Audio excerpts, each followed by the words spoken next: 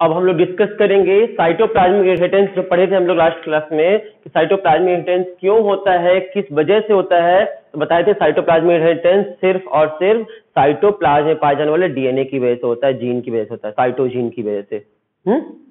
फिर आपको अगले बताते हैं साइटोप्लाज्मिक इनहेरिटेंस सिर्फ आप किससे किसमें ट्रांसफर होता है करेक्टर, मदर टू चाइल्ड जाता है, माँ से बच्चे में आता है। वो लड़का लड़की कोई भी हो। तीसरी चीज कि साइटोप्लाज्मिक इनहेरिटेंस के करेक्टर सिर्फ माँ से आते हैं। और कैरियोजीन करेक्टर माँ और फादर दोनों से आते हैं। मैक्सिमम जीन कैरियोजीन होते हैं, कुछ जीन ही आपके होते हैं वो साइटोजीन होते हैं। अब आपको बताए थे रेसिप्रोकल क्रॉस, याद करिए रेसिप्रोकल क्रॉस पढ़ाए थे। तो रेसिप्रोकल क्रॉस में मेंडल ने क्या किया था, टॉल मेल प्लांट लिया था, इसका क्रॉस ड्रॉप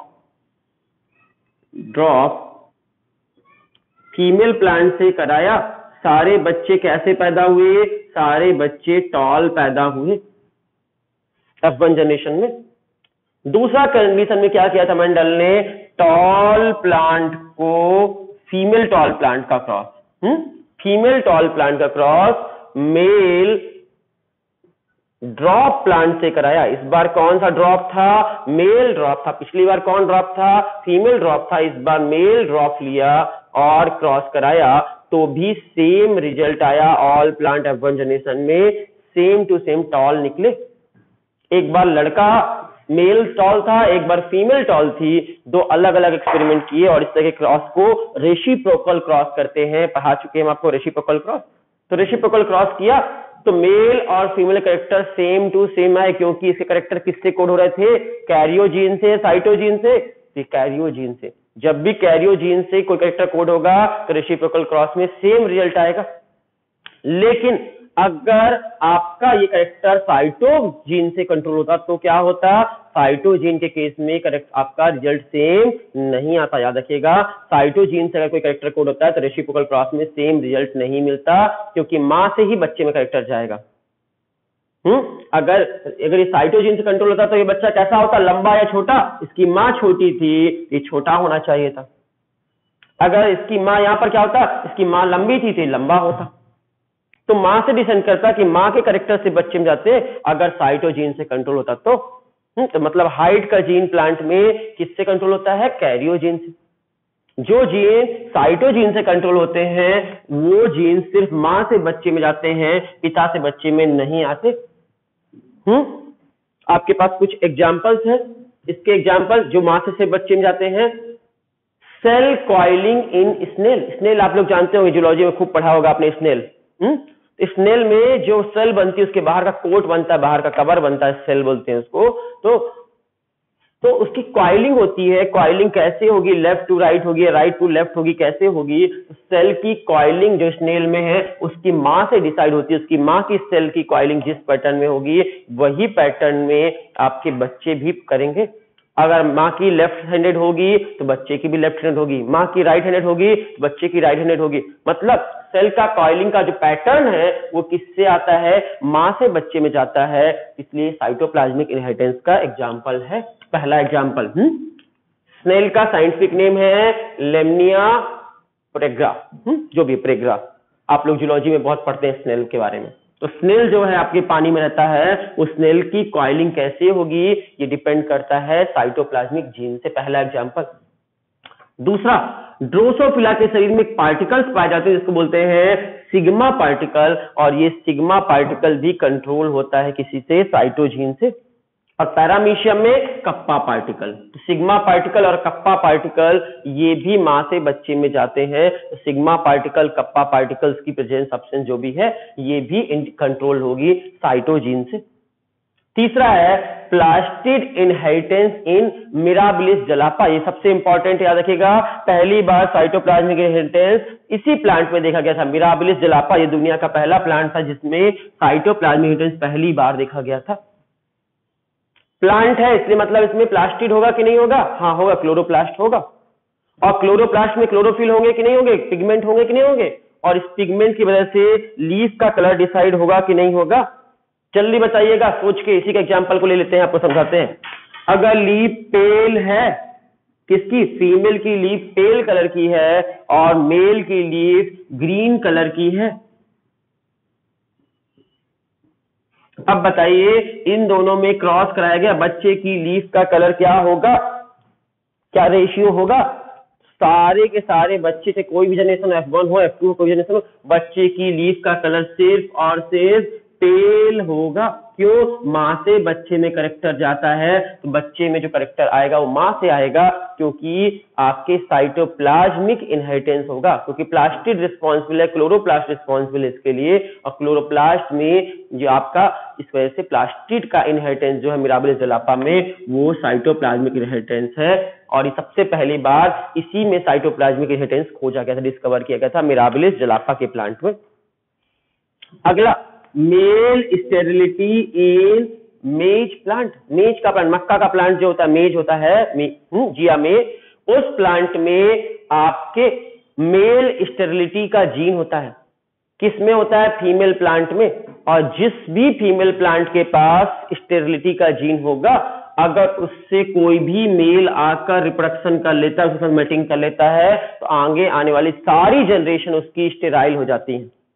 मान लेते हैं ये ऐसी फीमेल थी, फीमेल प्लांट था, जिसके पास कौन सा जीन था? मेल स्टेरिलिटी जीन था।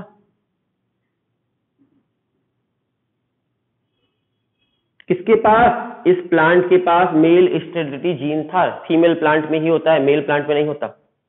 तो फीमेल प्लांट में, फीमेल पार्ट में उसके कौन सा जीन था? Male sterility gene. और इसका क्रॉस हो गया एक नॉर्मल से, नॉर्मल मतलब हेल्दी, हाँ, नॉर्मल मेल के साथ।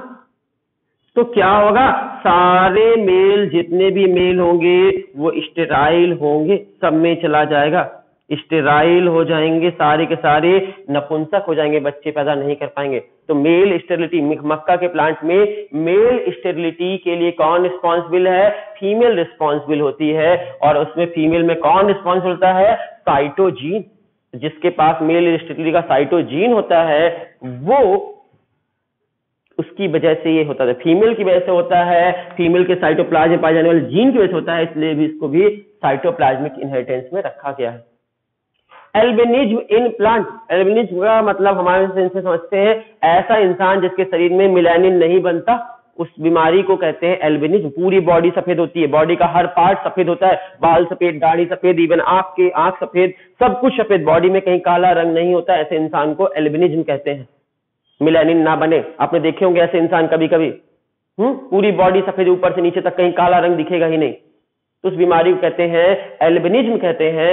लेकिन प्लांट के केस में एल्बिनिज्म का मतलब क्या है?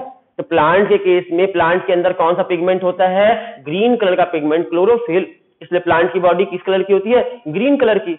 लेकिन अगर प्लांट की बॉडी का कोई पार्ट में या कुछ पार्ट में ग्रीन कलर ना बने, प्लांट की बॉडी में ग्रीन कलर ना बने, तो उसको बोलेंगे एल्बिनिज्म हो गया है। और ट्रांसपेरेंट टाइप की दिखेगी बॉडी का, स्किन का कलर उसका अलग ढंग का होगा नॉर्मल लीफ की तुलना में, और इसको एल्बिनिज्म कहते हैं। और मेज के प्लांट में एल्बिनिज्म लीथल है, जानलेवा है, मर जाएगा मेज का प्लांट तो एल्बिनिज्म हुई तो। और एल्बिनिज्म का कैरेक्टर जो कोड करता है वो कौन सा जीन है? तो फीमेल आपके प्लांट में एल्बिनिज्म का कैरेक्टर कोड करने वाला जीन साइटोप्लाज्मिक इनहेरिटेंस का एग्जांपल है। और आगे चलते हैं, बैक्टीरिया। बैक्टीरिया में जो प्लाज्मिड होते हैं वो भी साइटोप्लाज्मिक इनहेरिटेंस के थ्रू जाते हैं, बैक्टीरिया के प्लाज्मिड। ठीक है, प्लाज्मिड क्या होता है? Extra chromosomal DNA. आगे पढ़ेंगे प्लाज्मिड के बारे में। बैक्टीरिया के शरीर में जो प्लाज्मिड होते हैं उन प्लाज्मिड का भी इनहेरिटेंस साइटोप्लाज्मिक इनहेरिटेंस के अंदर कंसीडर करते हैं। पेटाइट फॉर्म ऑफ ईस्ट और पॉकी न्यूरोस्पोरा, ये दोनों म्यूटेंट स्पीसीज है, म्यूटेशन एक तरह का, और म्यूटेंट फॉर्म है। ये ईस्ट का म्यूटेंट फॉर्म है और ये न्यूरोस्पोरा का म्यूटेंट फॉर्म है। न्यूरोस्पोरा मतलब फंजाई, तो ये न्यूरोस्पोरा का म्यूटेंट फॉर्म है। और ये दोनों ही म्यूटेंट फॉर्म क्यों है? स्लो ग्रोइंग कल्चर है, ये बहुत धीरे धीरे ग्रो करते हैं कल्चर मीडियम में, जल्दी जल्दी बच्चे पैदा नहीं करते, बहुत स्लो मोशन में चलते हैं। ये म्यूटेंट फॉर्म है और इसका भी करेक्टर जो है धीरे धीरे, ये म्यूटेशन का करेक्टर जो है ये भी साइटोप्लाज्मिक इनहेरिटेंस में कंसीडर है। लास्ट है आइजोप इनहेरिटेंस इन मेज। तो आयोजैप जो भी है पढ़ लेना, आयोजैप इनहेरिटेंस। इसमें क्या होता है? इसमें व्हाइट कलर की, इसमें आपका ग्रीन एंड व्हाइट कलर की लीफ में क्या आ जाती है, स्ट्रिप आ जाती है, एक पतली पतली स्ट्रिप दिखने लगती है, इसको बोलते हैं आइजोप इनहेरिटेंस ऑफ मेज।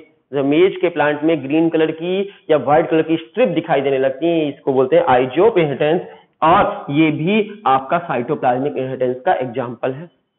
इतने सारे 10 एग्जाम्पल आपको बताए हैं, 10 के 10 याद ना हो तो मिराबिलिस ज़िलापा का नाम बहुत अच्छे से याद रख लेना, इसी में पहली बार डिस्कवर किया गया था।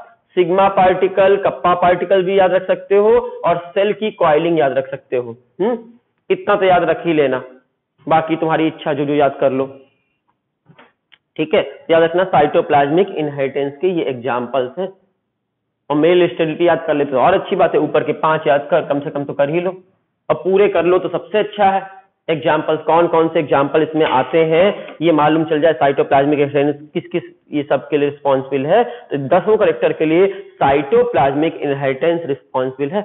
और साइटोप्लाज्मिक इनहेरिटेंस में कैरेक्टर किससे किस में जाएंगे, मां से बच्चे में जाएंगे, मदर टू चाइल्ड जाएंगे सिर्फ, क्योंकि स्पर्म का साइटोप्लाज्म कभी भी बच्चे में नहीं आता, सिर्फ और सिर्फ कहां से आता है, साइटोप्लाज्म बच्चे में, जाइगोट में जो साइटोप्लाज्म आता है वो एग सेल से आता है, और एग सेल किसके शरीर में बनती है, मां के शरीर में बनती है, इसलिए बच्चे के शरीर का साइटोप्लाज्म मां का साइटोप्लाज्म होता है, लेकिन न्यूक्लियस दोनों पेरेंट के होते हैं। तो न्यूक्लियस आपके मैक्सिमम कैरेक्टर न्यूक्लियस में होते हैं, मैक्सिमम जीन न्यूक्लियस में होते हैं, इसलिए हमारे बॉडी के मैक्सिमम कैरेक्टर के लिए दोनों रिस्पॉन्सिबल होते हैं, मां और फादर। लेकिन जो कैरेक्टर साइटोप्लाज्म की जीन के द्वारा कंट्रोल होते हैं वो कैरेक्टर सिर्फ और सिर्फ मां से आते हैं, साइटोजीन। और इसके साथ हमारा साइटोप्लाज्मिक इनहेरिटेंस भी खत्म हुआ।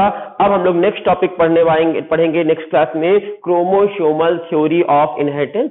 क्रोमोसोमल थ्योरी हम लोग नेक्स्ट क्लास में डिस्कस करेंगे। Thank you.